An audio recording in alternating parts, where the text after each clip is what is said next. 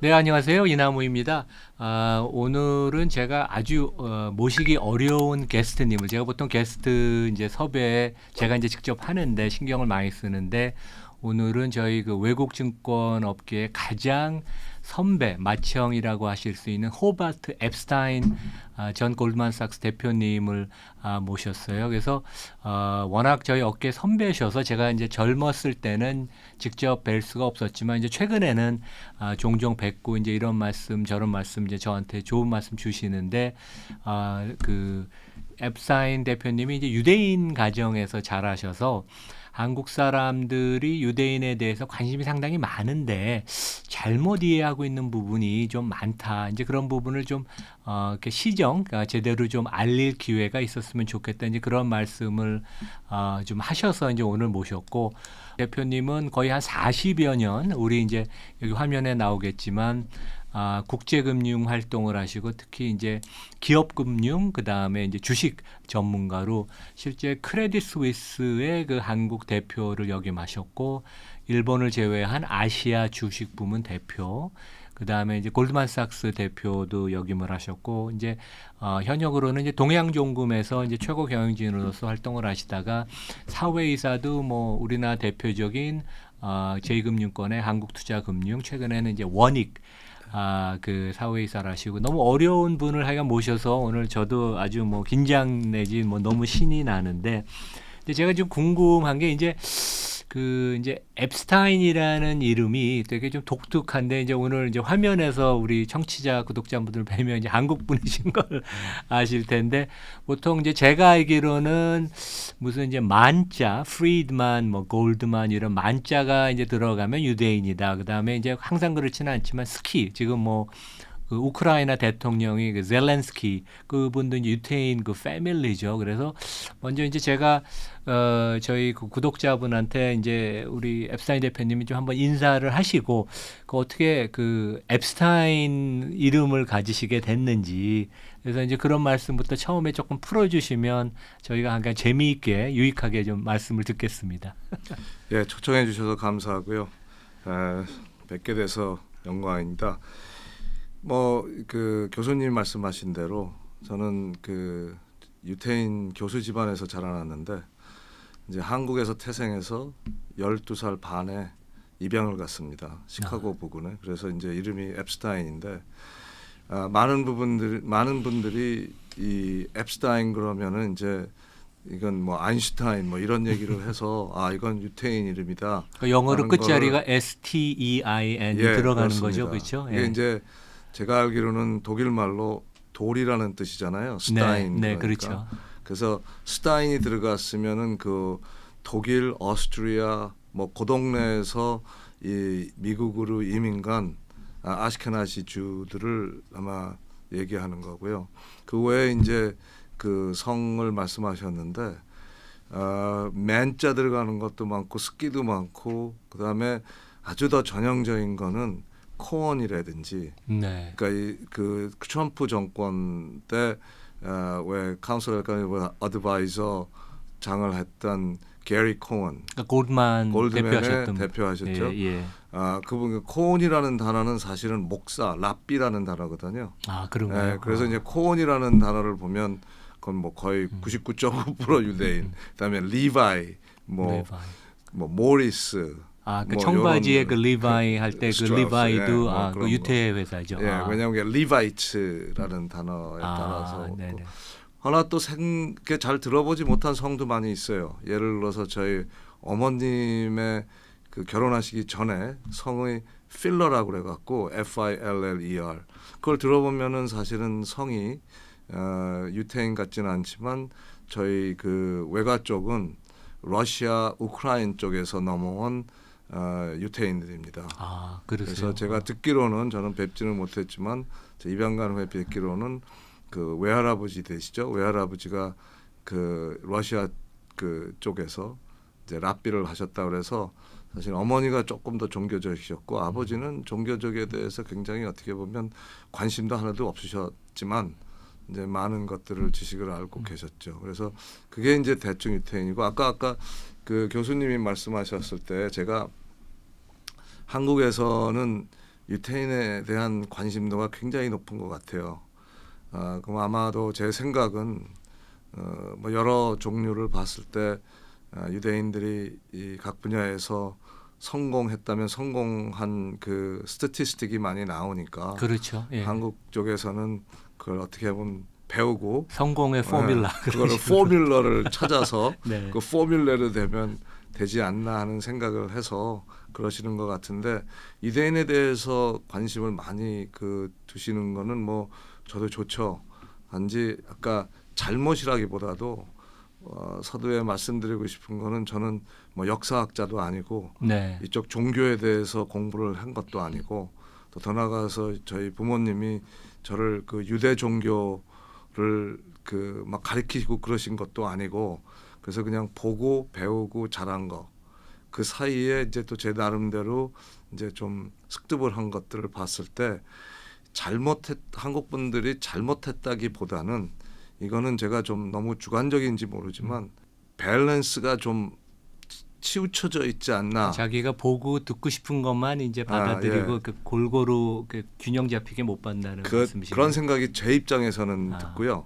그러다 보니까 우리가 모든 그러니까 삶을 할 때 우리가 모든 인간들이 그 경험을 다르게 하잖아요.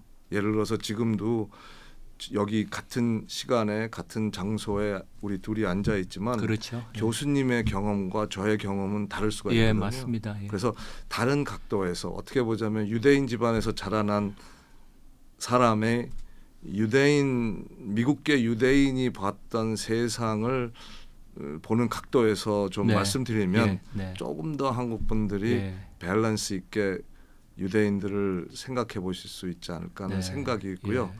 오늘 저희 인터뷰가 잘 될 것 같아요. 왜냐하면 저도 우리 대표님하고 짜고 온 게 아닌데 저도 약간 퍼플 컬러를 입고 왔는데 아까 저희 시작하기 전에 오바트 대표님도 약간 그 보라색의 걸 입어서 좋아합니다. 우연인 것 같네요. 그 전에도 이제 그런 말씀하셨는데 이제 뭐 옛날에 이제 입양하실 때도 상당히 이제 어렵게 이제 입양을 하셨고 그다음에 이제 마침 또 공교롭게 제가 대학원을 다녔던 이제 시카고 대학교의 그 화학과 교수님이신 그 아버님 이제 그 유대인 패밀리로 입양되셨다고 그러셨는데 그때 이제 뭐 부모님께서도 상당히 너무 진짜 자상하게 열심히 가르치고 키우시고 그랬는데 이제 그때 좀 히스토리를 뭐 저희가 이제 나중에는 조금 뭐 기업 얘기도 하고 이제 저희 뭐 아무래도 구독자분들이 투자 관련된 거 관심 많은 분들이 있어 그건 좀 나중에 얘기하는데 처음에는 좀 퍼스널한 얘기를 조금 이렇게 해주시면 좀 더 재밌을 것 같아요. 이런 얘기를 저희가 뭐 들어본 적이 실제 뭐 영어로 유튜브 보면 뭐 나오겠지만 예. 없어서요. 예.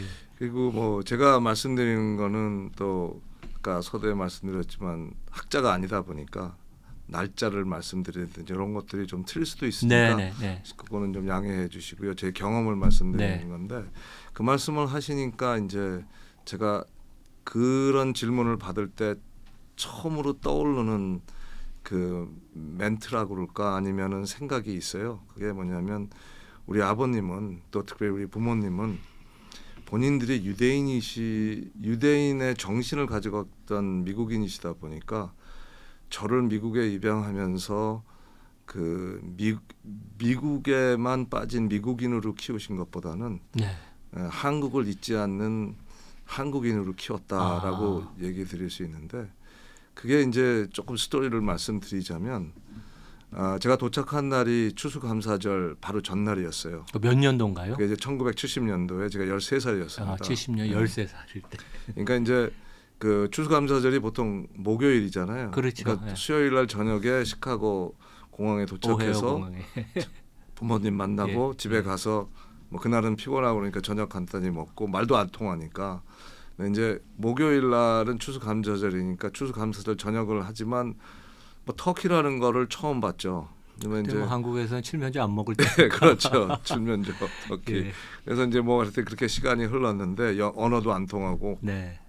금요일 날은 이제 많은 사람들이 공휴일이지만 사실은 법적 공휴일은 아닌데 아침에 일어나서 이제 저희 부모님이 저보고 뭐라고 말씀하시는데 하여튼 뭐 나가는 준비를 하라고 그러는 것 같더라고요. 네. 그래서 이제 옷 입고 나갔죠. 그랬더니 차에 타라고 모션을 하는 것 같아서 차에 타고 그냥 한 30분을 갔어요. 근데 이제 서로 대화가 안 되니까 사시는데 이제 시카고 좀 외곽. 시카고에서 약 30마일 서쪽 남쪽에 네. 있는 조그마한 그때 당시에 한 1,000명 정도 사는 마을이었습니다. 네네. 예, 근데 뭐 말이 안 통하니까 예. 그냥 저는 밖에만 쳐다보고 아버님은 운전만 하시고 가다 보니까 한 30분 정도 가니까 시카고 도시가 이제 나오더라고요. 그렇죠. 그래서 예. 아 이게 시카고의 시내구나 네네. 하는 거를 느낄 수 있었죠. 그러더니 이제 저희 아버님이 가서 차를 파킹했는데 파킹하고 나와서 딱 들어가는 데를 보니까 거기에 한국말로 한국일보 시카고 지국 이렇게 써 있더라고요. 아, 한국일보. 예. 네, 그때는 사실 많은 한국계 신문들이 없었어요. 그래서 아마 제가 알기로는 한국일보 정도 아니면 maybe 동아일보 네네. 정도였던 예. 것 같은데 하여튼 저희 아버님이 그리고 한국일보가 영어로 코리아 타임스니까 아, 네. 아마 아버님이 그 지국을 찾으셔갖고 들어갔죠. 들어갔더니 거기 그 일하시는 분 한 두세 명 계시는데 거기 지사장 같은 분이 나오시면서 아버지를 반기시더라고요. 그러니까 한 번 정도 적어도 만나보셨든지 전화를 통하시지는 않았나 하는 생각이 예. 들었죠. 그러더니 이제 아버님하고 얘기를 하시더니 저한테 그 지사장이 하신 말이 뭐냐면은 너희 아버지는 오늘부터 네가 외국에 살 동안은 매일매일 한국 신문을 읽어라. 그리고 아무리 우리 집안에 또 미국에 입양을 왔다 하더라도 너가 어디서 왔고 그다음에 제일 중요했던 건 한국어는 절대 잊어버리면 안 된다. 그러니까 이제 뿌리를 잊어먹지 말라는 그쵸? 이제 그런 그래서 말씀이신 저는 그때 거예요. 아니 여기 와서 영어를 빨리 배워야지 왜 한국어를 배우고 돌아가서 그때 그 우리 저 교수님은 아시는지 모르지만 그때 당시에 한국 신문은 한자도 많았어요. 그렇죠. 예, 예. 그러면 저는 중학교 다니다가 이제 갔기 때문에 한자는 조금 알았지만 많이는 모르고 그다음에 신문 사실 그때 뭐 어리니까 많이 읽지도 않았는데 읽으라고 그러시니까 그 뜻을 몰랐지만 이제 쭉 살아가면서 느꼈던 게 뭐였냐면 지금 교수님 말씀하신 대로 뿌리를 잊지 마라. 그러면서 제가 이제 좀 커가고 이제 생각을 해보면 그 유대인들의 굳이 성격 아니면 캐릭터리스틱을 말하자면 이들은 그 3대, 4대, 5대 어디에 살든 지구 어디에 살든 자기네들의 그 뿌리, 원조 이런 것들에 대해서 잊지 않고 살았구나 하는 생각을 하게 됐죠. 그러니까 저도 그 이제 메릴 린치 일할 때 메릴 린치는 유대인 분들이 저희 별로 많지는 않았어요. 근데 이제 아시아 매니지먼트 미팅을 하면 몇 명 유대인 분들이 있었는데 항상 그 제가 느끼기에 이 되게 그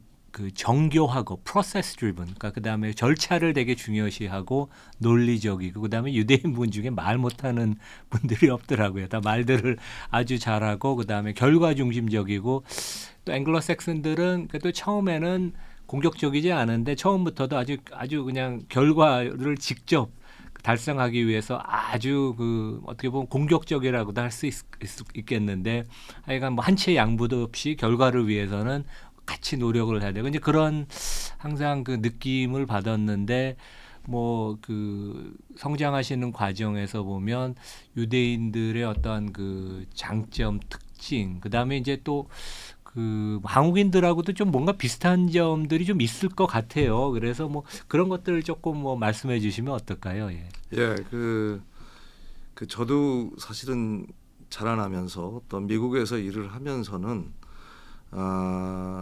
이 특별히 뭐 내가 유대인 집안에서 자랐다 뭐 이런 건 못 느껴봤는데 제가 이제 특별히 아시아 해외 쪽으로 나오다 보니까 이제 그런 질문을 많이 받게 되면서 이제 좀 생각을 해보니까 제가 생각할 때는 한 세 가지인 것 같아요.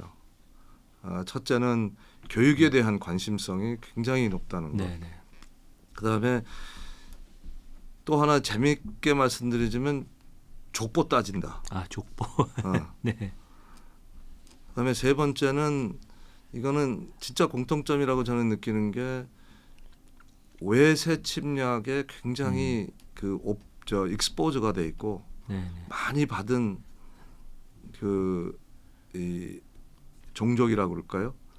그 세 가지가 어떻게 보면 제일 큰 한국 사람하고 유대인하고 이제 공통점이요. 공통점이지 않나. 아. 제가 어디서 들었는데 이것도 어디서 어느 분이 한국의 교수 같으신 분이 이렇게 얘기를 하실 때 제가 머리에 확 스치더라고요. 그래서 팩트인지 아닌지는 제가 모르지만 한국도 지난 한 5천 년 동안의 그 역사를 보면 그분이 근데 그때 제가 느꼈던 게 그분이 굉장히 아주 그 knowledgeable한 교수 같은 분이라서 제가 기억을 하는데 한국의 5천 년 역사상 외부 세력 조그맣고 큰 외부 세력이 999번 있었다고 하시더라고요. 999번이요. 네. 예. 우리가 기억하는 거는 일제 시대 36년. 네. 하나 또 몽골들이 고려 예. 시대에 와서 거의 99년, 7년, 예. 뭐 100년을 했죠. 그 외 일본, 러시아, 뭐 중국 그 전에 그 고구려 시대 뭐 이런 데 들어가면 항상 이 조그만 페닌슐라 하나 놓고 어떻게 하면 점령하려고 하여튼 온갖 그 침략을 많이 받았잖아요. 사실 이스라엘의 아니면은 유대인들의 원초를 보기 시작하면 그들의 침략 그거는 벌써 한 5천 년 동안 5천 년 전에 시작을 해서 제가 생각할 때는 아직도 그게 있다. 아직도 그거는 진행 중이다라고 생각을 하게 됩니다. 그래서 그 세 가지가 공통점인 것 같아요. 그러니까 그게 그 유대어로 그 다이아스포라, 그러니까 이제 그러니까 그게 이제 그런 그런 말이에요. 그런 탄압이 예. 시작이 되면서 네. 유대인들이 여기저기서 이제 집을 떠나고 흩어 살게 되고 그걸 이제 디아스포라라고 네. 얘기를 하죠. 예. 그러다 보니까 유대인들이 전 세계 여기저기 막 흩어져서, 깔려진 거죠. 예. 그러다 보니까 이제 그런 건국에 대한 꿈이 굉장히 강했던 거죠. 근데 하나 중요했던 거는 저희 아버지도 그러니까 2세죠. 할아버지가 독일 오스트리아 쪽에서 오셔갖고 아버지를 낳으셨으니까 그래서 이제 저희 아버지가 1세신데 이렇게 보면은 어디 살든 그 뿌리를 잃지 않고 사는 거 침략을 받았어도 그런 생각이 어디서 올까 그냥 제 혼자 생각을 해봤어요. 족보더라고요. 보니까. 족보. 예. 그러니까 이게 왜냐하면 유대인의 정의를 따질 때 굉장히 혼란스럽잖아요. 왜냐하면 이게 종교인이냐 뭐 아니면 어느 한 이렇게 말해서 레이스냐 아니면 뭐냐 이게. 보통 이제 저희가 알기로는 이제 어머니 쪽을 따른다 뭐 그렇게 선언을 알고 있죠. 하지만 그렇죠. 어머니 쪽을 따르는 게 이제 유대인의 저 정인데 네. 그 처음 어머니는 그럼 어떻게 유대인인 거예요? 네. 그러니까 그걸 따랐을 때 네. 사실 올라가면 이게 성경책으로 안 갈 수가 없는 건데. 네. 네. 그러니까 유대인들은 토라라 그리고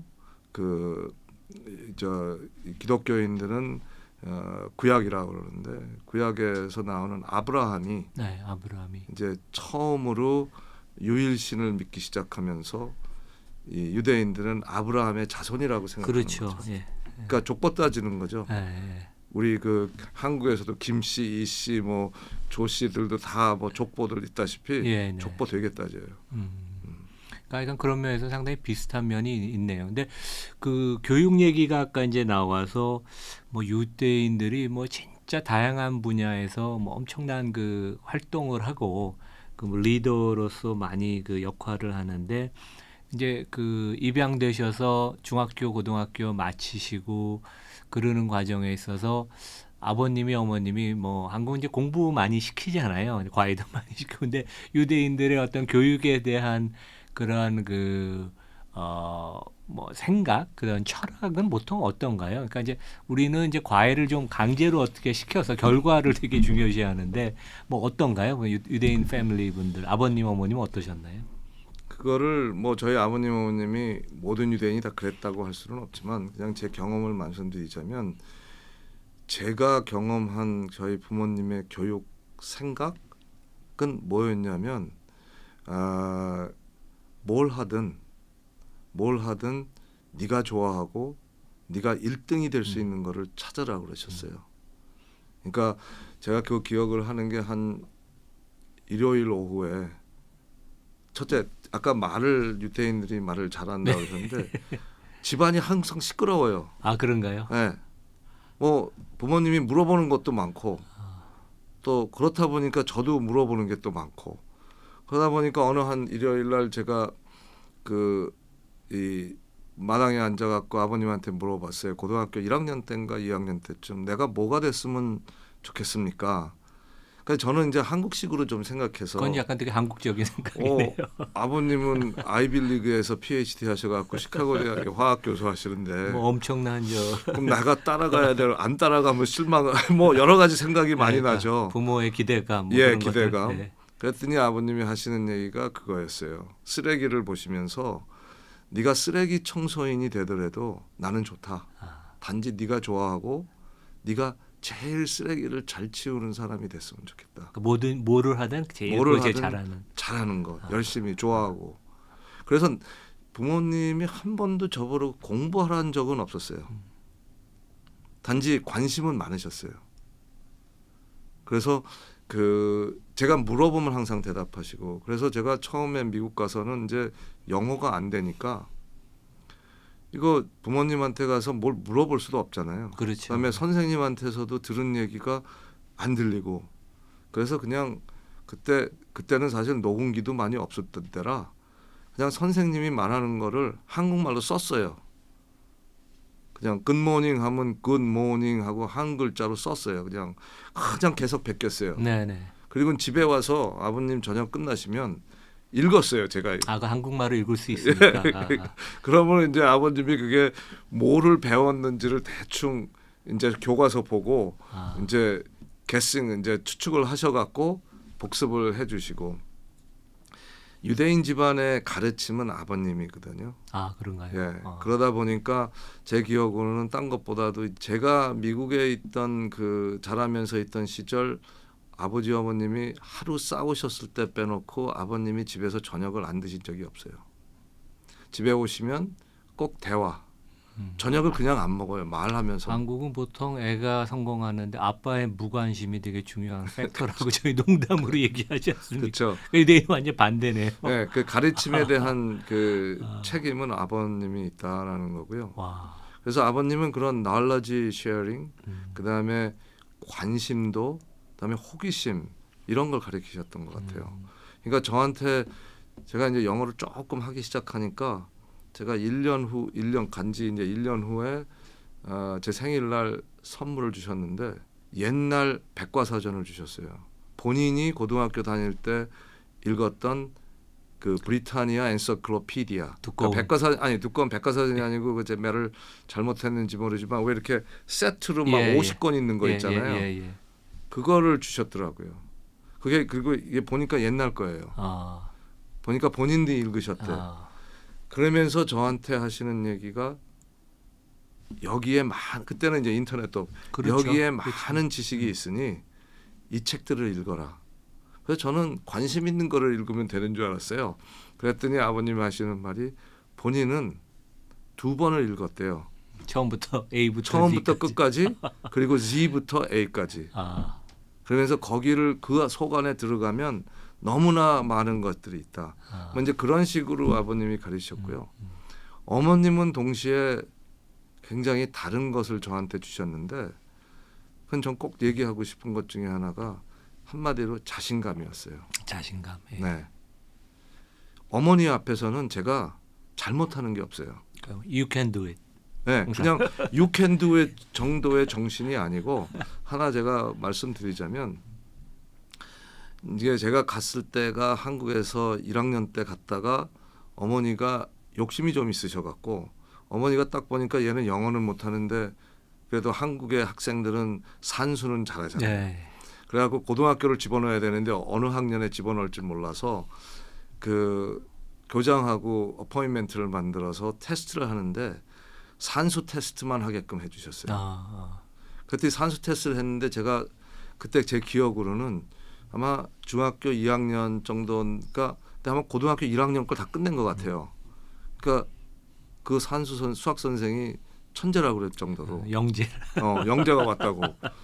그러니까 한국에서는 맨날 성적 나쁘다고 욕 먹다가 미국 가서 한 2, 3주 만에 영재가 된 거예요. 중고등학교 때 미국 가면 다 그렇죠. 그러다가 이제 세메스터가 끝났는데 당연히 영어나 히스토리나 이런 영어가 많은 코스는 힘들잖아요. 아무리 그렇죠. 예. 열심히 한다 한더라도. 그래서 영어가 제가 볼 때는 첫 그레이드가 C였던 것 같아요. 그랬더니 이제 어느 한 저녁 날 성적표를 부모님이 보시고 아버님이 이 말을 하셨어요. 이제 봄학기가 끝나고 이제 여름이 오는데 아버님은 아주 좋은 뜻에서 뭐라고 그러셨다면 이번 여름에 네가 영어를 좀 더 배워야겠다.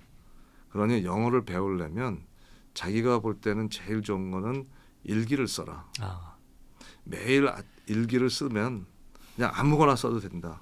일기를 쓰면 저녁에 퇴근하고 돌아오셔서 내가 쓴 거에 대한 내용을 보고 싶으셔서 그런 게 아니고 그 영어의 그래머리컬 에러나 영어를 고쳐주겠다. 그러면 본인이 고쳐준 걸 보고 이제 배우면 되고 두 번째는 책을 읽으라고 그러셨어요. 그러면서 하신 얘기가 그 젊었을 때는 손에 책이 없는 거는 죄다. 네네. 그러니까 어디를 가든 뭐를 하든 읽든 말든 손에 책 한 권은 꼭 다 갖고 다녀라. 제가 잘하네요. 저는 항상 뭔가 들고 다니는데 근데 열지를 않아서. 그랬더니 그게 좋은 얘기잖아요. 예, 사실 그렇죠. 굉장히 좋은 예. 얘기잖아요. 그래서 저는 그래도 아버님이 관심을 갖고 이러니까 좋은 얘기다 그랬는데 의외로 어머님이 화를 내셨어요. 저녁 드시다가 모든 수저를 내려놓고 테이블을 탕 치신 거예요. 근데 뭐 아버님께서 항상 저녁마다 일기를 다 고쳐주고 봐주고 그러셨는데도 이해가 안 가죠. 그렇죠. 네. 왜 그러셨나요? 어머님이 딱 아버님을 보시더니 왜 얘한테 이 얘기를 하냐. 얘가 지금 한국에서 온 지 1년도 안 됐고 얘 정도의 성적은 아주 우수한 성적인데 당신이 지금 한국 가서 학교를 다녀봐라. 얘만큼 성적이 나올 거냐. 맞는 말씀이네요. 얘 갖고 프레셔 주지 마. 예, 네. 얘는 천재다. 얘는 잘못하는 게 없다. 영어 선생이 얘한테 C 줬다는 거는 선생이 잘못됐다. 네. 저는 아직도 기억나요. 선생이 잘못됐다.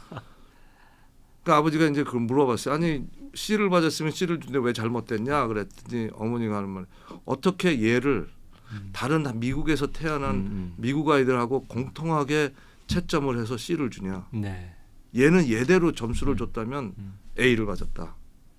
그때 저는 사실은 상당히 놀라운 얘기네요, 되게. 사실은 어머니가 조금 좀 이상하다고 생각했어요. 그리고 그냥 제정신이신가?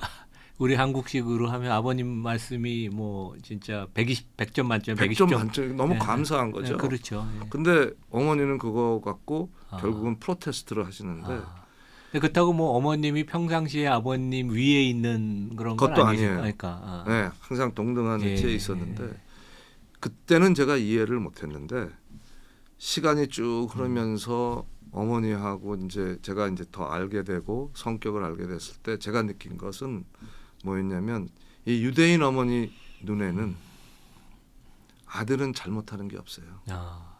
그건 어떻게 보면 한국 엄마랑 약간 비슷하네, 한국 어머니랑. 그렇죠. 그런데 그러다 보니까 무슨 문제가 생기기 시작하냐면요.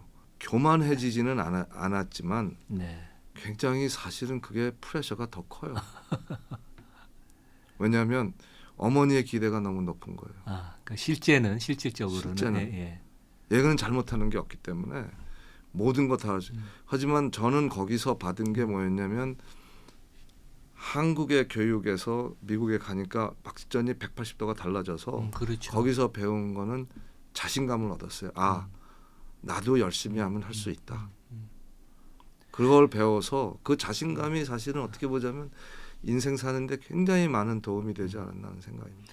그러니까 요즘 이제 가장 화제되는 인물이 그 우크라이나 대통령 젤렌스키 아니에요. 그러니까 그분도 그 할아버지가 홀로코스트 에서 소울 서바이버였죠. 그렇죠. 그 유일하게 예. 그렇다는데 그러니까 할아버지가 형제가 세 명이 있었는데 네 명이 있었는데 예. 본인까지 세 명은 홀로코스트에서 돌아가시고 혼자 나와서 결국은 손자가 대통령이 된 거죠. 근데 그분도 결국 그런 그 자신감 뭐 그런 것들이 네. 꽤 저희는 뭐 알 수가 없겠지만 그런 것들이 있었겠네요. 그런 것 어머니한테 같아요. 받은. 그런 그 유대인 어머니가 그 특별히 아들한테 음. 주는 그 어떻게 보면 무한도의 믿음 네네. 그리고 자신감 불어주는 거는 저는 굉장히 어. 대단한 거 아닌가. 근데 저도 애를 키워봤지만 저도 못했어요. 아, 그럼요. 쉽지가 않죠. 왜냐하면 애들은 어떻게 보자면 부모보다 더 영리해서 내가 말로 너는 할 수 있어 하는 거하고 진심으로 너는 할 수 있어라는 거를 딜리버를 하는 거는 알아채거든요. 그러니까 행동으로 보여주는 거랑 그 차이를 알죠. 그렇죠. 예, 예. 근데 우리 어머니는 제가 진짜 지금 뭐 돌아가셨지만 감사하는 거는 저같이 한국에서 맨날 성적 나쁘다고 혼나고 뭐 중학교도 떨어져 갖고 뭐 저 외면당하고 할 때 자신감 떨어졌을 때 그 어머니가 불어준 자신감이 굉장히 중요했던 것 같아요. 그게 하나의 교육이라면 교육의 그 철학이었던 것 같아요. 여기서 유대인 시어머니 농담을 해드리면요, 한국 그 어머니하고 유대인 조크가 뭐 많다고. 한국 어머니하고 비슷하시다고 그랬잖아요. 네네. 다른 점이 딱 하나 있어요. 아, 이거를 분들께서 캐치하실지 모르지만 이런 얘기가 있어요. 이건 누가 만든 건지 모르겠는데 한국 어머니하고 비교를 했더라고요. 아니면 사실 이게 시작은 미국 시어머니하고 비교했는지 모르지만 한국 어머니, 시어머니가 아니고 어머니는 한국 어머니는 이제 애 놓고 학교 갔다 오면 이렇게 얘기한대요. 밥 잘 먹고 공부 열심히, 건강해야 공부가 잘 되니까 밥 잘 먹어. 근데 애가 피곤하고 그러니까 밥을 잘 안 먹어요. 그러면 너 밥 안 먹어 엄마가 화낸다. 그리고 밥 잘 먹어야 돼. 그리고 애한테 화를 내요. 그렇죠. 유대인 어머니도 이제 똑같이 애가 학교 와서 이제 밥 먹고 있으면은 유대인 어머니도 그런데요. 밥 잘 먹고 건강해야 공부도 잘하고 훌륭하게 돼. 근데 애가 밥을 잘 안 먹어요. 네네. 유대인 어머니는 어떻게 하냐면 너 밥 안 먹으면 나 가서 죽어버릴 거야. 내가 죽어볼 거야, 엄마가. 강렬하네요. 그게 어떻게 보자면은 저 비교를 굳이 하자면 아. 그런 쪽의 비교가 될 것 같아요. 근데 그 좀 얘기를 바꿔서 그 유대인 분들이 그 말을 잘하는 거는 왜 그런가요? 그러니까 그 제가 이제 저는 기업들을 많이 보면서 CEO 분들이 이제 글 쓰고 얘기하는 거 보면 특히 유대인들이 참 말을 잘한다. 저 뭐 전에 메릴린치에서 경험도 말씀드렸지만, 근데 저커버그 같은 분도 이제 유대인 패밀리에서 자랐는데 진짜 말을 타운홀에서 뭐 그냥 편하게 하는 것도 잘하고 너무 말을 잘하는데 그게 집에서 어떤 그런 그 태어나면서도 그런 환경 하에서 자라나요? 어떤가요? 그게 이제 이제 그 교육을 교육자시나 아니면은 역사학자들 분들을 말하면 이제 하브르타 교육이라고 말하죠. 이제 저 이스라엘의 그 도서관이나 이런 데 가면 시끄럽다고. 그런가요? 근데 이제 그거를 이제 왜냐하면 서로 대화를 해요. 대화를. 그냥 혼자 읽는 게 아니고 대화를 해요. 아. 그거의 제네시스 처음에 시작이 뭔가 저도 나름대로 혼자 연구를 하고 이건 저 혼자의 생각이니까 틀릴 수도 있어요. 근데 유대인들을 보면은 옛날 중세 시대 때부터 유대인들만이 그 글을 모르는 사람들이 많이 없었어요. 그러니까 제 며느리가 저 터키아인데 오스만 제국에서도 그 이슬람 제국에서도 왕실의 그 전략가나 등등은 다 유대인들이었어요. 아. 그럼 왜 유대인들이 그때 중세 시대나 그 전부터 그 딴 종족들에 비해서 글을 많이 알았나? 그거 이유는 제가 볼 때는 그 종교 자체가 그 유대 랍비의 그 가르침 자체가 네. 그 토라나 탈무드나 미시나나 읽어보고 궁금한 점은 물어보라는 거였어요. 아하. 그러니까 자꾸 질문하고 퀘스천하고 이런 거가 아주 옛날부터 그게 문화 비슷하게 되다 보니까 그러니까 글을 안 읽을 수밖에 없고 네네. 그다음에 글을 읽다 보니까 모르는 점은 물어봐야 되고 네네. 그렇게 대화를 하다 보니까 어떻게 보자면 말주변이 늘었다. 네. 뭐 이렇게 얘기할 수 있지 않나. 그러면 비교적으로 그때 중세기 때 제가 알기로는 그 교황 쪽의 캐톨릭 쪽은 사실은 그 성경책이나 이런 거를 신자들한테 그렇게 읽으라고 강요뿐만 아니고 읽으라고 하지도 않았어요. 네네. 신자들이 질문도 안 했어요. 그러니까 다른 점은 뭐냐면 유대 종교는 모세가 뭐 이렇게 했는데 왜 그랬어요라는 why라는 질문이 많이 있어요. 그러면 또 그 why. 선생들은 랍비들은 또 설명을 해주고 또 거기에 대한 질문도 있고. 근데 우리가 그 뭐 종교가 있으신지 모르지만 저는 개신교지만 우리 개신교도 가만히 보면 이거잖아요. 성경책은 틀림이 없다. 하나님이 이렇게 얘기하셨다. 그러니 믿어라. faith가 중요했던 거잖아요. 예.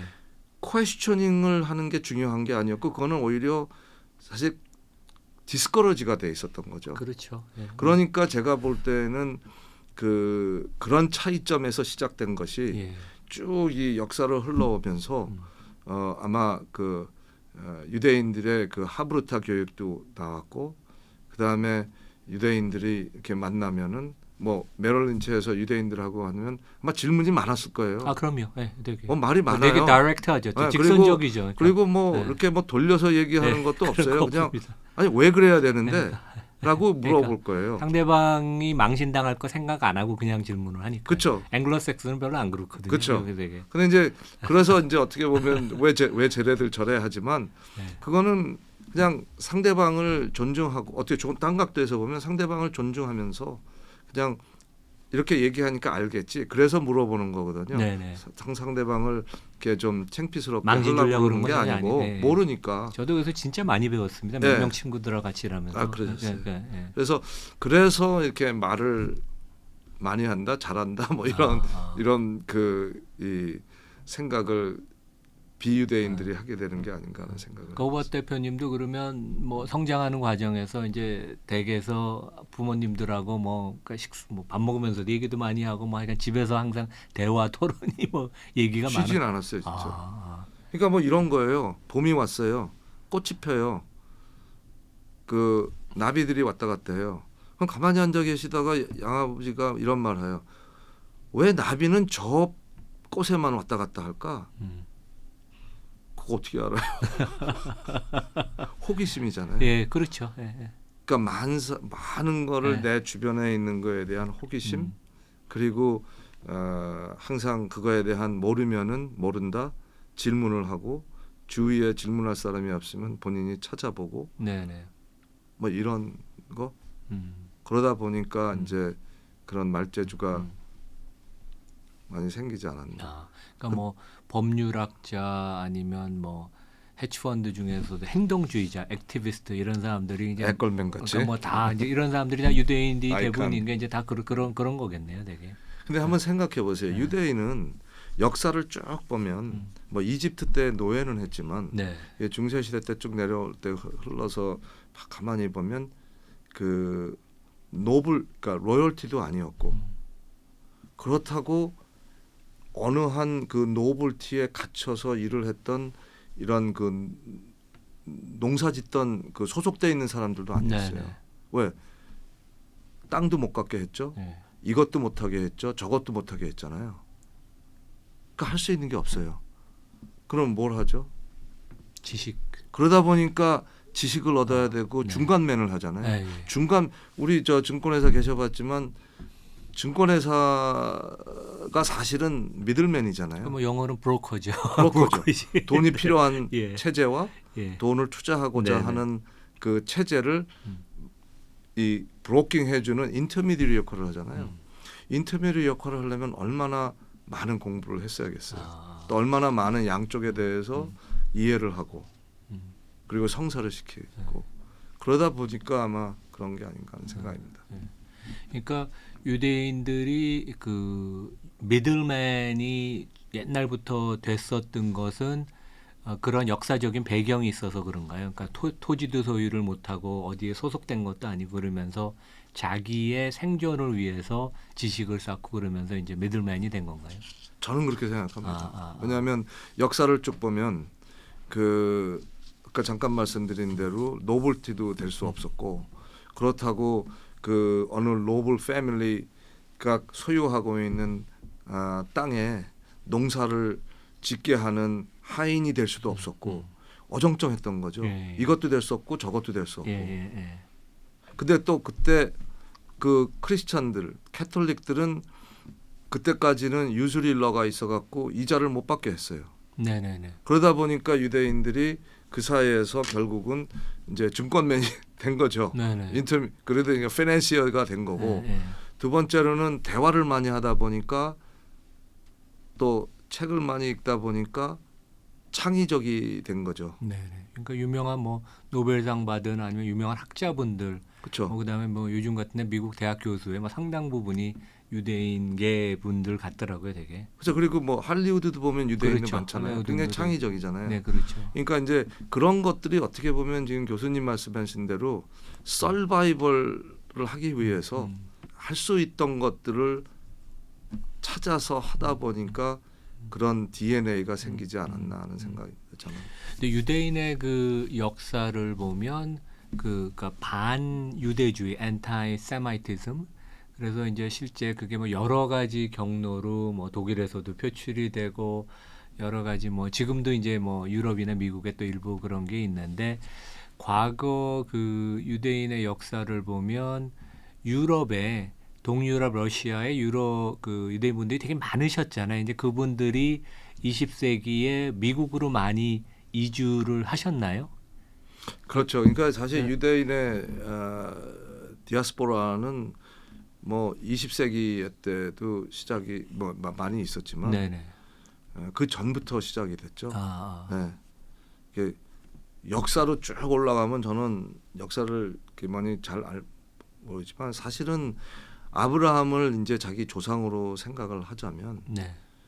그 모세스가 자기 땅으로 이집트에서 노예 생활을 하잖아요. 그렇죠. 유대인들이. 네. 그러면서 이제 모세스가 자기 그 이스라엘라이츠를 데리고 프라미스랜드를 카나안 땅으로 들어가지만 결국 못 들어가고 죽잖아요. 네네.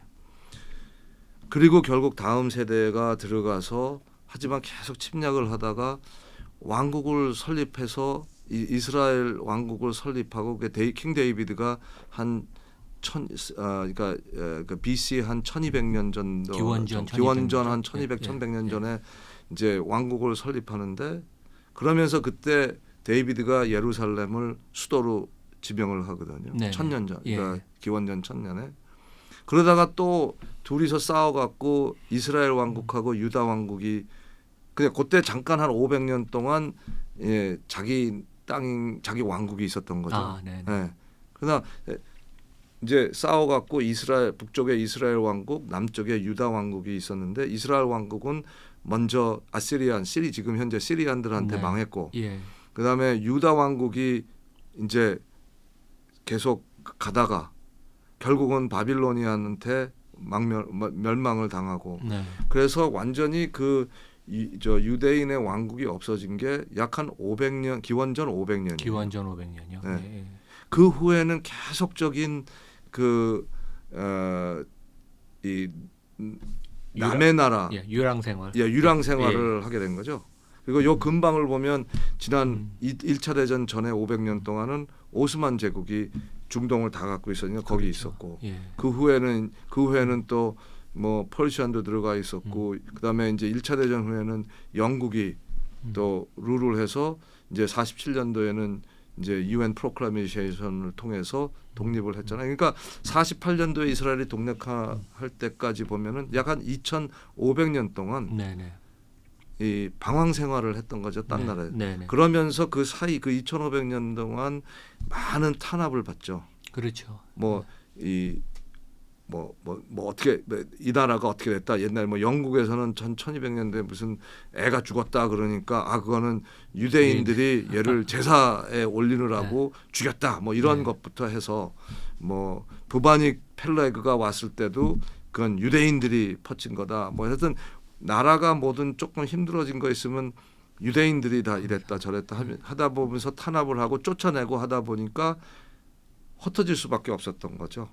그래서 많이 이제 유럽 그때 이제 유럽 쪽으로 많이 갔다가 결국은 이제 미국 쪽으로 들어온 거는 이제 1900년도 초반에 이제 러시아가 이제 거기도 이제 뭐 레볼루션도 일어나고 뭐 이러면서 네, 이제 그 러시아 주들도 많이 넘어오고 또 이 아시케나지 주들도 1900년도에 많이 이제 미국으로 넘어오기 시작하고 이제 특별히 이제 나치스 때 더 넘어오고 저희 할아버지 할머니들은 양가가 아마 1890년 1900년도쯤 넘어오신 걸로 알고 있는데 이제 그런 쪽으로 미국으로 많이 넘어왔죠. 그래서 제가 알기로는 오늘날 유대인의 숫자는 미국이 오히려 이스라엘보다 더 많다. 아 그런가요? 네. 그러니까 이제 유대인을 따질 때 저를 유대인까지 치면 뭐 그렇지 않을까? 미국의 유대인 숫자가 한 1,200만 명. 네. 근데 이제 이스라엘은 지금 한 50만 명인가 600만 네. 명 그렇게 예. 되고 아니면 아주 완전히 코어 유대인만 치면 한 600만 명 된다고 그러더라고요 미국에. 네. 그래서 그러면서 이제 전 세계로 퍼져나간 거죠. 그러니까 아마 이제 그런 것들이 또 미국이 더 20세기에 발전하는 그런 계기가 됐겠네요. 미국 과거 이제 바로 전에 대통령이 그 도널드 트럼프였는데 사위가 그 유대계 그 패밀리죠. 그래서 네. 쿠시나라고 그래서 이제 그 당시에 제가 기억이 나는 게 예루살렘의 그 미국 그 대사관을 그때 이제 옮기면서 그게 상당히 화제였고 아마 중동 쪽에서 엄청난 그 저항 반발이 있었는데 저희가 이제 과거 영상 보면 중동의 그 이스라엘의 건국에서부터 시작돼서 이제 팔레스타인 PLO랑 계속 이제 분쟁이 있는데 이제 이 얘기 좀 해주시면 좋을 것 같습니다. 예. 아예 그 질문을 해주셔서 감사합니다. 네. 그 쿠시너가 이제 유명한 그 유대인 집안의 그 뉴욕의 아주 부자고 부동산 집안이죠. 그래서 예. 이제 네. 트럼프 딸이 이방카가 예. 거기 결혼하면서 왜 이방카도 그래서 개종을 하잖아요. 개종을 했죠. 예. 제일 큰 이유는 예. 이제 그 애들 때문에 그랬을 거라고 네. 생각하는데 어머니라는 이유 때문에 그러면서 이제 트럼프가 이제 한 것 중에 하나가 이제 미국 대사관을 예루살렘으로 텔라비브에서 옮기잖아요. 뭐 많은 한국 분들한테 이스라엘의 수도가 어디냐 물어보면 텔라비브인지 아니면 예루살렘인지 헷갈리는 분들이 많이 있을 그렇겠죠. 텐데 예. 지금 네 나라가 지금 제루살렘에 예루살렘에 이제 저 대사관을 가지고 있는데요. 그게 미국을 계기로 해서 저 과타말라하고 네. 코소보하고 혼두라스가 따라갔어요. 아, 네. 여기서 재밌는 거는 코소보가 사실은 그 이슬람 나라거든요. 아, 그런가요? 네.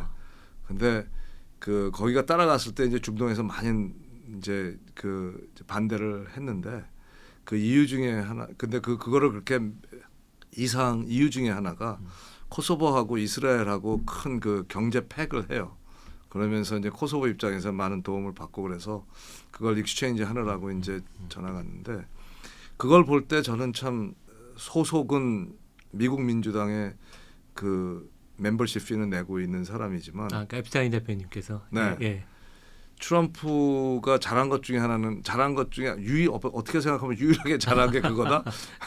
예. 그게 저는 이렇게 생각해봐요. 만약에 한국 분들한테 그 많은 나라가 뭐 중국이나 북한의 눈치를 봐서 한국에 수교를 맺으면서 부산에 그 대사관을 셋업한다면 어떤 생각들을 하실까요? 그러니까 이런 것도 저는 유대인 아니면 이스라엘의 어떻게 보자면 이 제각도에서 보면 탄압 중에 하나라고 생각하는 거죠. 네. 네. 그렇지만 아직도 그 네 나라 외에는 나머지 중요 나라들은 대사관을 아직도 텔라비브에 가지고 있고요. 이제 한국 얘기가 나와서 그러는데 한국하고 관련 본 거를 제가 좀 공부해 보니까 48년도에 이제 대한민국이나 이스라엘이나 이제 한국은 독립을 했고 정부가 들어섰고 이스라엘은 이제 건국을 했는데 네. 1948년에 네. 수교 자체는 제가 알기로는 62년도에 두 나라가 맺어요. 한국하고 이스라엘이요. 네. 예.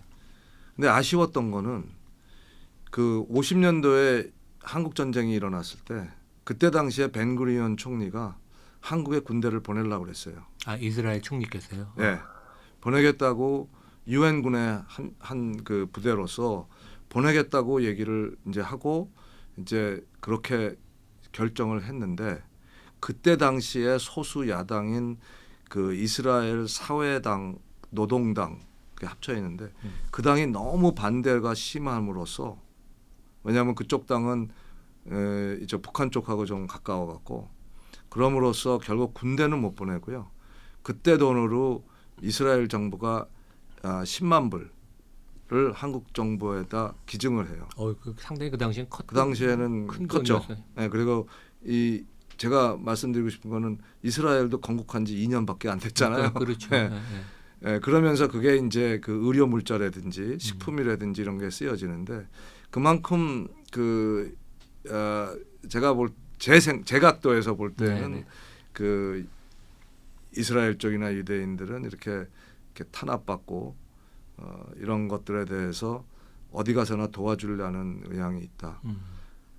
그러다가 이제 하나 좀 아쉬웠던 거는 79년도인가 그리고 수교를 하고 64년도에 이스라엘이 한국에 대사관을 설립하고 제가 알기로는 74년도인가 79년도인가 그때 79년도인가 그때쯤 이스라엘 대사관이 한국에서 철수를 해요. 네. 철수를 하는 제일 큰 이유는 73년도부터 일어난 그 오일 쇼크 이슈 때문에 한국 정부의 태도가 조금 중동 쪽으로 기울어져 있어서 그때는 뭐 워낙 또 절시 네, 그래서 뭐 그래요. 경제 이슈나 뭐 이런 거 제가 이해는 하지만 네. 그래도 나름대로 이스라엘 정부에서는 여기는 있을 때가 아니구나 해서 철수를 해서 다시 대사관을 연 게 제가 생각하기에는 96년도에 다시 대사관을 열거든요. 전 몰랐습니다. 예. 그런 역사가 또 있었네요. 그래서 제가 시청자분한테 얘기 드리고 싶은 거는 저희 각도에서 봤을 때는 네. 이제 이스라엘이 한국 전쟁에 뭐 하여튼 군인은 보내고 싶었지만 못 보냈지만 네. 나름대로 성의 표시는 예. 해서 스피리추얼 응원은 많이 했다라는 걸 말씀드리고 건국한 지 싶어요. 2년밖에 안 된 나라가 네. 그 당시에 뭐 60, 70년 전에 10만 달러를 지원을 했다는 건 상당히 네. 큰 성의 표시네요. 네. 그런데 이제 좋은 뉴스는 뭐 교수님도 아시겠지만 2020년도인가요? 그 이스라엘하고 한국하고 FTA 체결을 하잖아요. 네, 그렇죠. 네. 그게 이스라엘 입장에서는 아시아국하고 FTA 체결한 게 처음이고요. 그런가요? 네. 또 그 한국 입장에서는 중동 나라 중에 처음으로 체결하는 네. 그래서 네. 두 나라가 지금은 관계가 굉장히 좋은 걸 말씀드리고 아까 질문하셨을 때 이제 팔레스타인 얘기를 하셨는데 이거 굉장히 센시티브한 얘기인데 이제 그 제 각도에서 말씀드리니까 양해를 해주시기라고 하는데 이게 우리가 이 아주 옛날 역사를 돌아가면 그 아브라함의 자손이라고 말씀드렸잖아요. 네, 유대인들이. 예. 그래서 이제 그 아브라함이 이제 아들이 둘이 있었는데 그 이스마엘하고 아이삭이 있었는데 네. 그 뭐 성경을 읽어보신 분은 다 아시겠지만 이스마엘은 왜 여종인 하갈한테서 나온 아이고 왜냐하면 그 아브라함의 본처인 사라가 나이가 많아질 때까지 애를 못 낳아서 네네. 하나님이 너는 분명히 애를 낳을 거라는 것도 그 사라가 무시하고 그 자기 여종을 남편한테 바쳐서 후손을 네. 만들어라 해서 예. 나온 게 이스마엘이고 예. 그러다가 하나님의 계시대로 사라가 애를 낳아서 이제 아이삭이 됐잖아요. 네네. 그러니까 결국은 이제 그 와중에 이제 아들 둘에다가 부인이 둘인데 이게 순서가 좀 바뀌어 버렸잖아요. 그렇죠. 그러다 보니까 이제 집안에 이제 좀 문제가 생기니까 아브라함이 그 이스마엘하고 하갈을 떠내 보내잖아요. 네, 그렇죠. 예. 그러면서 마음이 아프니까 이쪽으로 가라, 이쪽으로 네. 가면 너의 후손들은 무진무진하게 모래같이 번성할 거다라는 얘기를 하는데 그게 지금 중동이에요. 네, 네. 근데 그 후손이 모하메드죠. 모하메드. 예. 그리고 아이삭은 집에 있으면서 쭉 이제 이어가는데 아이삭의 후손이 예수거든요. 네, 네. 그래서 이제 어느 한국의 개신교 목사님들은 지금 현재 팔레스타인과 이스라엘의 문제는 집안 싸움이다 이런 얘기를 뭐 그렇게 하는데 얘기도 하죠. 예. 근데 사실은 가만히 족보를 네. 보면 집안 싸움은 맞은 것 네, 같아요. 네. 아주 위까지 올라가면. 예. 네, 네. 근데 이제 쭉 우리가 이제 역사를 쭉 내려오다 보면 결국은 이제 그 유일신이라는 거에 대해서 탄압을 많이 받다가 또 왕국도 넘어지고 그 다음에 그 로마 시대 때는 이제 70년도에 로마 왕국이 결국은 유대인들이 데모를 하도 많이 하니까 예루살렘 템플도 부시고 그래서 지금 부신 대로 지금 남아 있잖아요. 두 번째 부신 대로. 그러다가 결국은 그 300년도쯤 돼서 그 엠퍼러 콘스탄틴이 이 유일신 크리스천아티를 그 로마의 종교로 받아들이면서 네네. 이게 서부에 이 그 캐톨릭이 번지고 네, 네. 그 그렇죠. 후에 이제 마틴 루터가 예. 나와서 개신교가 예. 된 거잖아요. 그렇다면은 제 각도에서 다시 말씀드려서 보자면 그 지금 있는 카나안 땅이나 팔레스타인 땅이나 이런 것들은 사실은 처음에 아브라함 네. 그 다음에 나온 종교는 유일신 모세에서 죽으니까 유대교. 그리고 모하메드가 이슬람을 만든 거는 700년이거든요. 네, 네. 그럼 이제 누가 그 땅에 먼저 살았냐 얘기를 하면 사실은 유대인들이 먼저 살았다고 예. 저는 감히 얘기할 수 있고요. 예, 네. 그다음에 그러면 700년도에 그 땅에 살던 사람들이 왜 아랍인이 됐냐? 그게 이제 필리스틴이거든요. 네, 네. 그거는 그 하도 침략이 많다 보니까 퍼시안 왕국이 들어오면서 많은 사람들을 개종을 시킨 거거든요. 그러니까 사실 그들도 어떻게 보자면은 유일신을 믿었다면 개종되기 전에는 유대인 교를 믿지 않았나 네, 네. 하는 생각이 들고 그다음에 현대 사회를 왔을 때 아까 잠깐 말씀드렸지만 오스만 제국이 중동 전체를 통일해서 갖고 있었거든요. 네, 네. 그때는 아무 문제가 없었어요. 네, 네. 그다음 1차 대전이 끝나고 영국의 이제 통치하에 들어갔기 때문에 그렇다면은 1919년도 1차 대전이 끝나고 영국 통치 안에 들어가기 전에 그 오스만 제국하에 그 지금 우리가 아는 가나안 땅 아니면 이스라엘, 팔레스타인 그 동네는 사실 유대인, 팔레스타인 이슬람을 믿는 무슬람들이 뭐 흩어져 살았을 거 아니에요. 우리 지금 서울에 뭐 불교 사람들, 그렇죠. 기독교인들 그렇죠. 여기저기서 뭐 네. 살고 싶어 살았을 네. 거 아니에요. 그렇기 때문에 그 땅을 팔레스타인 땅이라고 우기는 자체가 저는 잘못됐다는 거죠. 그러니까 원래 뿌리를 거슬러 올라가면 예. 만약에 굳이 그분들이 팔레스타인 땅이라고 우기는 거에 대해서 조금이라도 오픈 마인드로 볼 수 있다면 오스만 제국이 네. 이슬람 제국이었기에 이슬람 제국이 통치하고 있었던 땅이라고 그러면 맞지만 그 안에는 많은 사람들이 살고 있었죠. 그러다가 영국의 이제 그 통치하에 들어왔고 이제 영국에서 이제 파티션이 시작되고 네네. 그러다가 1947년도에 이제 유엔에서 이제 승인을 해서 건국을 하잖아요.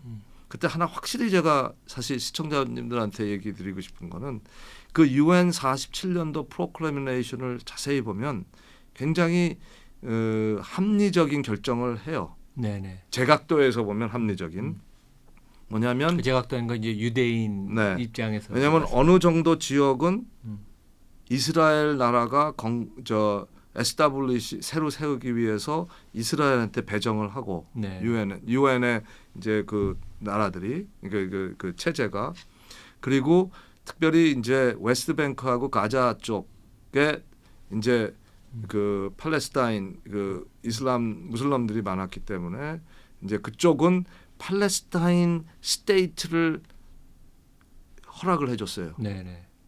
대신 예루살렘은 워낙 크리스찬, 무슬람, 그다음에 주다이즘 이쪽에서 중요하다고 하니 네. 누구 한 사람 한 나라한테 지병을 한 게 아니고 예. UN 인터내셔널 통치하에 예. 스페셜 어드미니스트레이트 존을 만들었어요. 네네. 그래서 UN의 결의가 그때 당시는 이스라엘만 건국을 하겠다는 게 아니고 두 나라 건국을 승인하며 그다음에 예루살렘은 그 국제 그 통치하에 그냥 어떻게 보자면 중립 도시 비슷하게 나눴던 거죠. 뭐 베를린을 양쪽으로 쪼개는 것 같은 그런 이제 합리적인 결정을 하죠. 그래서 이스라엘이 건국을 하기 위해서 준비를 하고 있는 과정에서 팔레스타인 그 동네 사람, 그러니까 동네 사람이죠. 한테 너희들도 건국 준비를 하라고 제가 알기로, 그러니까 이거는 제 부모님들한테 배운 건데 네. 여러 차례 건의를 해요. 그런데 여기서 두 가지 말씀드리고 싶은 거는 첫째, 나라가 예를 들어서 이 건국을 할 때, 그러니까 예를 들면 한국 얘기를 들었을 때 만약에 어떤 이유든 부산을 이 부산에는 크리스찬들만 살게 하겠다고 한다면 할 수 없이 불교를 믿는 분들은 서울로 이사 올 사람이 있을 거고 네네. 또 서울을 불교 도시로 만들었다면 여기 있는 크리스찬들은 할 수 없이 부산으로 이동해야 되는 불편함은 있죠. 그렇겠죠. 그러다 보니까 이 파티션을 하다 보니까 이스라엘 쪽에 속해 있는 땅에 팔레스타인 무슬림들이 살고 있었으면 할 수 없이 그들은 팔레스타인 나라가 될 수 있는 땅으로 이사가 된 불편함은 있었고 네. 동시에 가자나 웨스트뱅크에 유대인들이 살았다면 그들도 똑같이 원한다면 네네. 이스라엘 정부가 설립되는 그 땅으로 이사가야 될 불편함은 양쪽이 다 갖고 있었던 거죠. 네네. 한쪽만 갖고 있었던 게 네네. 아니라는 거죠. 두 번째, 이스라엘이 건국한 게 5월, 제가 날짜는 까먹었는데 5월 1947년도인데요. 결국은 이스라엘만 건국 선언을 하고 팔레스타인은 유엔에서 건국을 하라고 승인을 해줬는데도 불구하고 저희 아버님 말로 의하면 팔레스타인들은 건국을 하고 싶었는데 주위의 중동 국가들이 용납을 안 해서 건국을 못하고 이스라엘이 독립을 선언한 그 바로 24시간 후 다음 날 1947년 첫 아랍 이스라엘 전쟁이 터지는 거예요. 예. 그때 이집트가 탱크 몰고 이스라엘로 쳐들어옵니다. 그러면 우리가 이거를 한국화해서 생각한다면 네네. 어떻게 생각할 수 있을까 한번 생각해 보셨으면 하는 생각이죠. 네네. 그런데 문제는 그 후에 이제 전쟁이 여러 번 일어나는데 그 후에 67년도에 6day war가 이제 어떻게 6.1 전쟁이 6.1 제일 전쟁, 중요한 예. 건데 그 6.1 전쟁은 사실 이스라엘 쪽에서 먼저 때렸어요. 네. 왜냐하면 저쪽에서 전쟁 준비하는 것 같아서. 근데 결국은 지금 그러다 보니까 이 조그만 나라를 둘러싸인 중동 국가들이 바다로 몰아서 없애버리면 될 거라고 생각했었는데 마음대로 안 된 거죠. 네. 오히려 전쟁에 져서 그렇죠. 예. 유엔에서 분리해준 땅, 자기네들 땅을 다 뺏긴 예. 이제 상황이 된 거고 그러다 보니까 이스라엘 쪽에서는 안보를 위해서 이 웨스트뱅크나 이제 가자 스트립이나 이런 쪽을 지금 치안을 담당하고 있는 거죠. 그리고 예루살렘은 이제 이 와중에 이스라엘이 깃발을 예. 수도로 예. 꽂았고 네. 근데 그건 아까 말씀드린 대로 기원전 1000년 전에 데이비드가 이미 깃발 꽂은 거예요. 네네. 무슬람 종교가 태어나기도 전에 이제 이렇게 말하기 시작하면 이제 서로 싸움이 되는 거죠. 그렇죠. 문제는. 예. 예. 근데 이제 그 얘기를 예. 말씀드리고 싶고 이제 그거를 리드해서 말씀드리고 싶은 저의 아쉬움은 그러다 보니까 이스라엘이 전쟁을 하면 이기고 이스라엘이 전 세계 돌아다니면서 그 옛날 나치의 범죄자들을 하나하나 다 찾아내면서 아직까지도 찾아내면서 이스라엘 법정에 세우고 또 그 잠깐 말씀드렸지만 그 미국 쪽에 유대인 그 인구가 많고 또 미국의 에이펙이다 뭐다 해서 그 유대인들의 그 로빙 그룹이 워낙에 세다 보니까 네, 그렇겠죠. 예. 미국의 정책이나 예. 공화당이든 민주당이든 예. 정책이 굉장히 프로 이스라엘로 예. 돼 있고 예. 그런 것들을 우리 아시아 쪽 또 한국 쪽에서 보다 보니까 이스라엘을 제가 볼 때는 그냥 막연히 강국으로 생각하는 것 같아요. 교육 잘 받고 돈 많고 네네. 기술 많고 예. 잘 살고 예. 잘 먹고 영향력 있고 영향력 네, 있고 예. 강한 나라잖아. 네네. 근데 이 강한 나라가 왜 자꾸 팔레스타인을 때려라는 아, 네. 생각들을 하시는 게 아닐까 하는 생각에 예. 그걸 좀 바로 잡고 예. 싶은데요. 여기서 아까 메럴 린치를 말씀하셔서 제가 제 인생에 겪었던 저의 개인적인 앤티 세미티즘을 말씀드리고 싶어요. 그러니까 반유대주의 괜찮으신지요? 네. 엔타이세미. 제가 직접 경험한 거. 네네네. 메럴 린치하고 연결이 되는데요. 네네. 제가 싱가포르에 이제 살고 있을 때 그게 86년도 정도 됐습니다. 그랬을 때 그 제가 결정을 하나 내리는 게 이 증권업계에 세큐리타이제이션이라는 게 오는구나. 왜냐 제가 이제 그때 그 지금은 이제 홍샹 뱅크인데 홍콩 상하이 뱅크의 콜포레이트 뱅킹에 헤드로 있었어요. 그러면 우리는 열심히 돌아다니면서 론을 부킹하면 체이스 뱅크다, 시티 뱅크다 우리 론을 갖다가 팔고 피 네. 받고 그래요. 예, 네. 이게 뭐야? 그랬더니 뭐 잘 아시겠지만 transferable facility 뭐 네. 이런 게 나오면서 유동화를 시키는 거예요. 예. 자산의 유동화. 네, 자산의 모든 거에 유동화.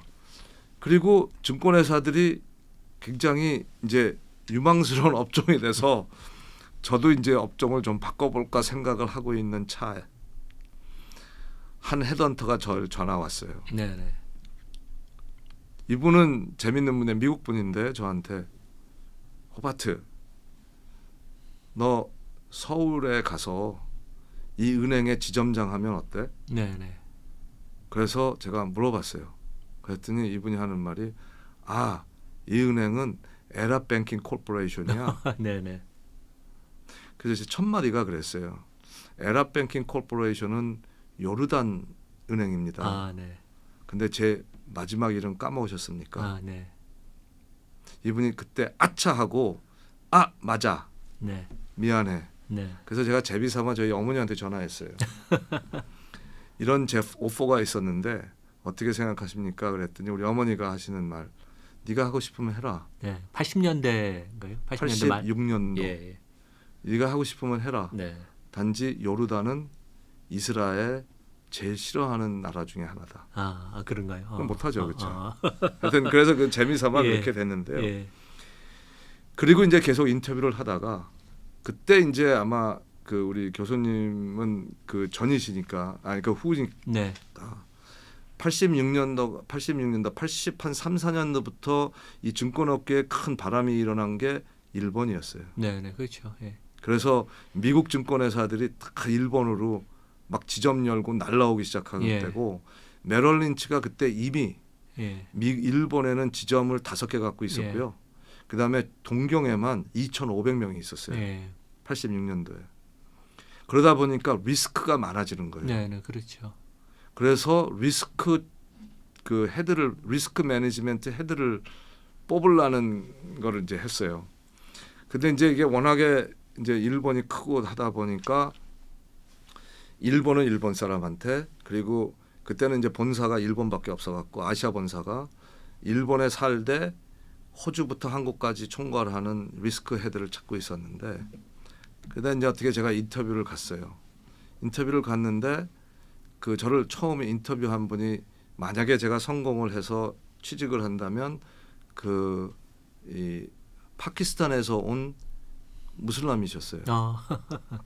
근데 이분은 뭐 미국에서 대학교 나오고 대학원 나오고 뭐 시티뱅크에도 있었고 메럴 린치도 그래서 완전히 미국화된 네네. 분이셨어요. 네. 그래서 대화가 잘 되고 그리고 그 포지션은 제가 잘할 줄 알았어요. 근데 연락이 없는 거예요. 저는 인터뷰를 잘했다고 생각했고 리크루터도 네. 인터뷰 좋았다고 했는데 네. 3개월, 4개월이 흐르는데도 답이 없었어요. 네. 그래서 제가 그때 딴 오퍼도 하나 있었고 해서 네. 그렇지만 이제 그게 first choice였는데 네. 그 리크루터한테 제가 얘기를 했어요. 이제 더 이상 나도 기다리기가 힘드니까 이제 저쪽에다도 얘기를 해줘야 되니까 내가 남는 시간은 한 2주밖에 없다. 그렇지만 나의 first choice는 진짜 나도 동경에 가서 일하고 싶다. 그랬더니 그 헤드헌터가 잠깐만 있어보래. 2주가 있으니까 자기가 한번 알아보게. 자기도 이상하대요.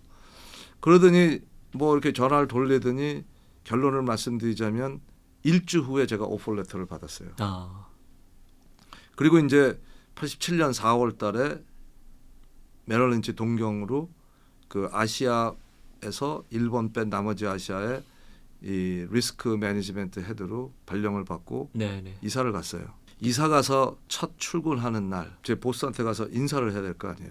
바로 옆방이고. 그래서 그분한테 가서 인사를 했어요. 그랬더니 온 거 환영한다. 네네. 그래서 같이 일하게 돼서 저 진짜 좋다. 네네.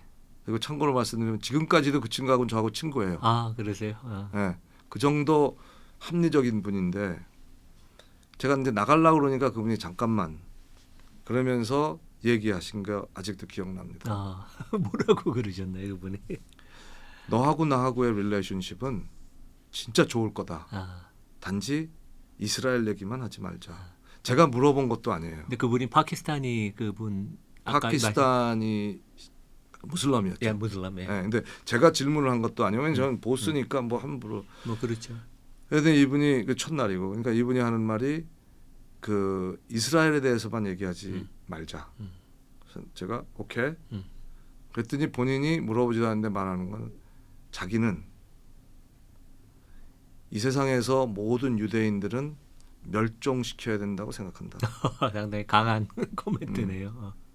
근데 제가 왜 이 말씀 드리냐면 지금 강하다고 그러셨는데 예. 이분은 교육이나 모든 게 굉장히 미국으로 받으셨고 예. 굉장히 그 진보파 무슬림인데도 불구하고 그 생각을 하고 있다는 거죠. 그러니까 놀랍네요, 되게. 너무 놀랐어요. 아. 아직까지도 친구지만 예. 그 얘기는 안 해요. 예. 제가 그 얘기를 이제 말씀드리면 그런 사상이 있을 때 이스라엘이 자기네 안보 여러 가지를 생각했을 때 하는 행동이 과연 그 오버 액션인지 아닌지 생각해 볼 필요가 있지 않다. 그러니까 뭐 자기의 생각이- 이제 생존권을 확보하기 위해서 뭐 어떻게 보면 자기 방어 내지 뭐 자주국방 뭐 이제 이런 식으로 생각을 해야 된다 이제 그런 말씀이죠. 저하고 제일 친한 친구 중에 하나가 한국에서 한국말을 매우 잘하고 서울대학을 졸업한 터키인이에요. 지금은 사실 한국 국적을 땄기 때문에 예. 한국인이죠. 예. 이 친구가 그 터키 투자청장을 했어요. 한국에서. 네. 저하고 이제 대화를 많이 하는 과정에서 제가 물어봤어요. 이 사람은 굉장히 진보적, 터키 무슬림들은 굉장히 진보적이에요. 근데 그렇죠. 이분하고 얘기해 보니까 이분은 자기 생각보다는 이제 많은 무슬림 쪽의 생각을 하는데 기본적으로 무슬림은 예루살렘은 우리 거다, 우리만의 것이다 네네. 라고 믿고 있고 네. 그걸 바라고 있다는 거죠. 그러니까 타협되기가 이제 힘든 거예요. 그러니까 뭐 이렇게 그 서로 어그리를 해서 동의를 해서 이렇게 협상을 해서 이렇게 평화가 오기에는 쉽지는 않은 상황이네. 생각이나 역사가 많이 틀리니까. 그렇죠. 근데 이제 제가 굳이 예. 그 이스라엘 쪽을 대변은 예. 뭐 대변인은 아니지만 대변을 하자면 예. 이 다시 말해서 47년도 유엔의 그 라인을 그을 때 이스라엘은 예루살렘이 국제적 도시가 되는 거에 대해서 그 오케이를 했고 네. 했기 때문에 저 건국 선언을 한 거잖아요.